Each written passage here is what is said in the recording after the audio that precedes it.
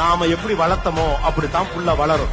ஜெயிச்சிரு, சம்பாரிச்சிரு, எவனை பத்தியும் கவலைப்படாத, நாம வளர்றதா முக்கியம், அடுத்தவெல்லாம் அப்புறம். லேசா பொய் சொன்னா தாண்டா பொழைக்கலாம் நம்ம எப்ப பேச ஆரம்பிச்சோமோ அப்ப அது நீங்க எல்லாம் பிள்ளைகள்ட்ட எதிர்பார்க்க முடியாது. எல்லாருக்கும் சேர்த்ததுதான் அது.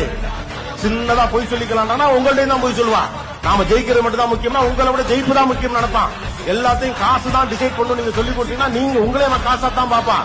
60 வயசுல 10 ரூம்ல இந்த ஆள் தேவையில்லாம உட்காந்துருக்கான். ஒரு ஸ்கொயர் ஃபீட்டுல 20,000 ரூபாய் இந்த இடத்தை இந்த ஆள் வேஸ்ட் பண்ணா வெளியே போன்னு அனுப்புவான். இது நடக்கும்.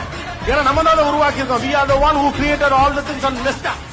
எல்லாத்தையும் பண்ணிவிட்டு கடைசியில அவன் மேல தப்பு, இவன் மேல தப்பு. அப்ப நமக்கு பங்கே இல்லையா? ஏழ்மையில இருந்த போது நம்மளோட வீடுகளுக்கு ஒரு தத்துவம் இருந்தது, ஒரு பிலாசபி இருந்தது. எல்லாத்தையும் ஒரு பிலாசபி இருக்கு. இப்ப இருக்கா? கிடையாது. நான் எல்லா இடங்களும் இது திரும்ப திரும்ப சொல்றேன். கடைசியாக உங்கள் பிள்ளையிடம் எப்போது பொய் சொல்லக்கூடாதுன்னு கண்டிச்சிருப்பீங்க. பொய் சொல்லக்கூடாது கண்டிச்சிருப்பீங்க. எப்ப கண்டிச்சிருப்பீங்க?